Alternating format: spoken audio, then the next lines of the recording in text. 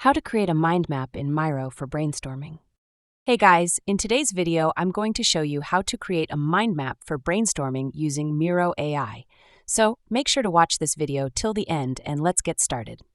You can start fresh or use an existing board. Totally up to you. Just make sure it's ready to go. On the left toolbar, click Create with AI, then choose Diagram, and select Mind Map. Now describe what you want. For example, plan a product launch for a new app. That's it. Hit Enter. Boom! Miro instantly builds a smart mind map based on your idea. No dragging, no drawing, just pure brainstorming magic.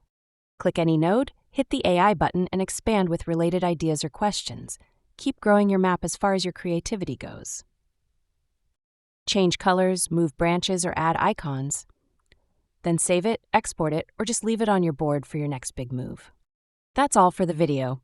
If this helped, give it a like and share it with your team, or keep it secret and impress your boss.